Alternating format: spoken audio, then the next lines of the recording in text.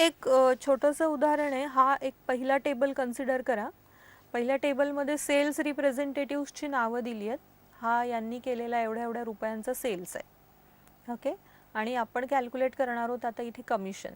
कमिशनसाठी अजून हा एक दुसरा टेबल आहे. सेल्स आणि पर्सेंट ह्या दोन गोष्टी इथे दिल्या आहेत. ओके. हा जो दुसरा टेबल आहे त्याचा अर्थ काय होतो तो लक्षपूर्वक ऐका. सेल्स इन्क्रीजिंग ऑर्डरने दिला. Increasing order in the sense this is the ascending order. 0, 5,000, 10,000, 20,000 आणि पर्सेंटेज आहेत 0%, 5%, 7% आणि 10%. सेल्स जर 0 इन्क्लूड करून 4,999 पर्यंत असेल तर कमिशनचे पर्सेंटेज आहेत 0%, म्हणजेच 0.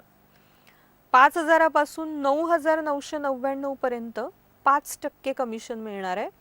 10,000 इन्क्लूड करून 19,999 पर्यंत 7% आणि 20,000 आणि 20,000च्या वर पर्सेंटेज आहे कमिशन 10%. अशाच पद्धतीचे आपले टॅक्सचे सुद्धा स्लॅब्स असतात. ॲन्युअल सॅलरी याच्यात असेल, दोन बजेट्स, दोन व्हॅल्यूजच्या रेंजमध्ये असेल तर एवढे टक्के कमिशन, एवढे टक्के TDS, अशा पद्धतीने TDS सुद्धा कॅल्क्युलेट केला जातो. तर 11,200 कुठल्या नेमक्या स्लॅबमध्ये आहेत आणि त्यावरनं आपल्याला त्याचा पर्सेंट, त्याचा रेट, कमिशनचा रेट आपल्याला ह्या व्हॅल्यूजमध्ये इथे इनपुट करायचा आहे. किंवा एखादं दुसरं साधं सोपं उदाहरण म्हणाल तर 0 ते 40 मध्ये व्हॅल्यूज असतील तर फेल, 40 ते 80 मध्ये असेल तर first class, second class, what ever it is. अशा पद्धतीनेही आपल्याला स्लॅब्सची उदाहरणं बरीच सापडतील. तर 11,200 आता ह्या केसमध्ये 10,000पासनं 20,000च्या मध्ये आहेत. त्यामुळे कमिशनचा पर्सेंटचा रेट असणार आहे 7% आणि हा रेट आपल्याला इथून आता इकडे इनपुट करायचा आहे. ओके. याच्या आधीची उदाहरणं जर तुम्ही पाहिलीत तर समीर, विशाल ही जी काही स्टुडंट्सची नावं होती त्या नावांसाठी एक्झॅक्ट व्हॅल्यू, त्यांच्या मार्कांची एक्झॅक्ट व्हॅल्यू इथे लिहिलेली होती. आपण हे परत बघूयात हे उदाहरण. कारण विमल, हे उदाहरण बघूयात आता. विमलसाठी एक्झॅक्ट व्हॅल्यू आहे केमिस्ट्रीच्या मार्कांची, विमलसाठी बायोलॉजीच्या मार्कांची पण एक्झॅक्ट व्हॅल्यू आहे. पण ह्या केसमध्ये हे जे एक्झाम्पल आहे, ह्या केसमध्ये 11,200 ही जी लुकअप व्हॅल्यू आहे ती आपल्याला ह्या स्लॅब्समध्ये, ह्या रेंजेसमध्ये शोधायला लागत आहेत. सो दोन प्रकारचे लुकअप्स एक्सेलमध्ये असतात. पहिलं लुकअप म्हणजे एक्झॅक्ट लुकअप. आत्तापर्यंत आपण जी एक्झाम्पल सगळी बघत आली ती एक्झॅक्ट लुकअपची, म्हणजेच विमलच्या केमिस्ट्रीच्या मार्कांसाठी एक एक्झॅक्ट व्हॅल्यू होती. पण आता 11,200 साठी इथे मात्र कुठलीही एक्झॅक्ट व्हॅल्यू नाही आहे. तर हा जो प्रकार आहे this is called as range lookup. मग व्ही लुकअप किंवा कुठलेही दोन प्रकारचे लुकअप एक्सेलमध्ये आहेत. एक्झॅक्ट लुकअप आणि दुसरं आहे रेंज लुकअप. तुम्ही जर रेंजेसमध्ये व्हॅल्यू शोधत असाल तर आपण सगळ्यात शेवटी एक लिहिणार आहोत किंवा त्याच्याऐवजी ट्रू लिहिणार आहोत. आणि जर आपण एक्झॅक्ट व्हॅल्यू शोधत असू तर आपण सगळ्यात शेवटी 0 लिहिणार आहोत किंवा त्याच्याऐवजी शून्याच्या ऐवजी आपण फॉल्सही लिहिलं तरी चालतंय. So कमिशनमध्ये V lookup. C5 म्हणजे ही सेल 11,200. टेबल ॲरे म्हणजे हा पूर्ण टेबल.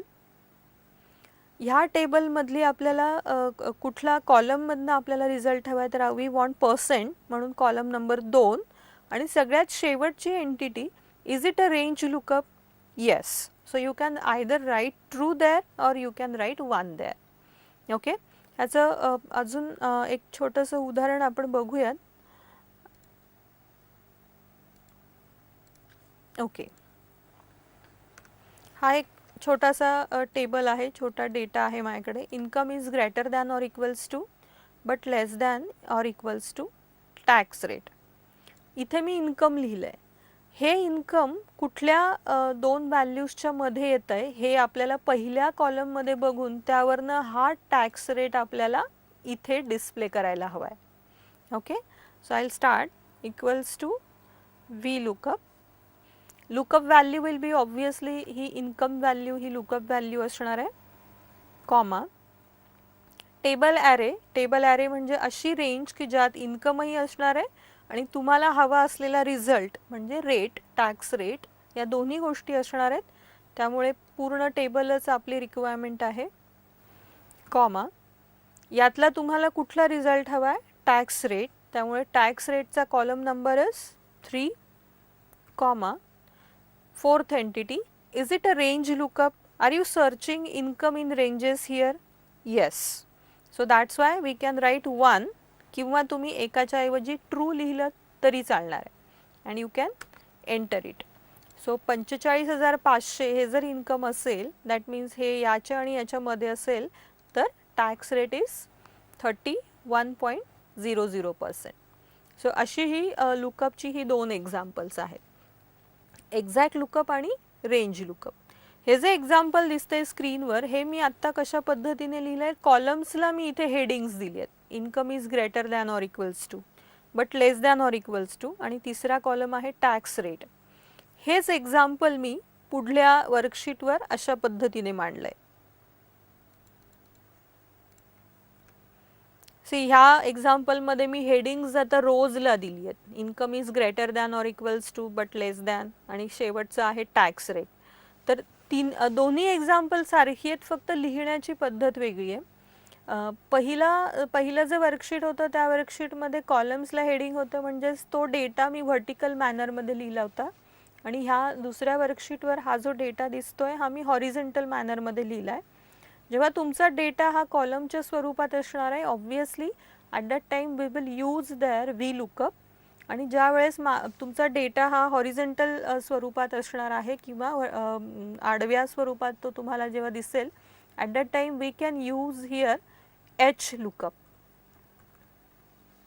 ओके, दोन्ही फंक्शन्स बऱ्यापैकी सारखी आहेत, फक्त कॉलम इंडेक्स नंबर हे जे आपण व्ही लुकअपमध्ये बघत होतो त्याच्याऐवजी आपल्याला एच लुकअपमध्ये रो इंडेक्स नंबर आपल्याला इनपुट करायला लागणार आहे. So lookup value will be this value, comma table array पूर्ण हा table, comma row index number कितव्या रो मधला तुम्हाला रिझल्ट हवा आहे, आपल्याला टॅक्स रेट हवा आहे म्हणून 3 नंबरचा रो, आणि परत इथे दोन प्रकार आहेत, रेंज लुकअप आणि एक्झॅक्ट लुकअप. कुठल्या प्रकारचं लुकअप तुम्ही वापरताय, तो we are using here range lookup, that's why 1 bracket close, आणि जेव्हा तुम्ही एंटर करणार तेव्हा असे रिझल्ट्स तुम्हाला मिळतील. ओके, सो मला वाटतं आज आपण इफ अँड ऑर, इफ अँडचे कॉम्बिनेशन, इफ ऑरचे कॉम्बिनेशन, ही लॉजिकल फंक्शन्स आपण शिकलो. व्ही लुकअप सोबत आपण डेटा व्हॅलिडेशनचाही वापर केला, एक अगदी छोटासा फॉर्म डिझाईन केला आणि आपल्याला हवं असलेलं रेकॉर्ड कसं सर्च करायचं तेही बघितलं. नंतर व्ही लुकअपचे दोन प्रकार, एक्झॅक्ट लुकअप आणि रेंज लुकअप, प्रत्येक एंटिटी कशी वापरायची, आणि सिंटॅक्स हा अतिशय महत्त्वाचा आहे.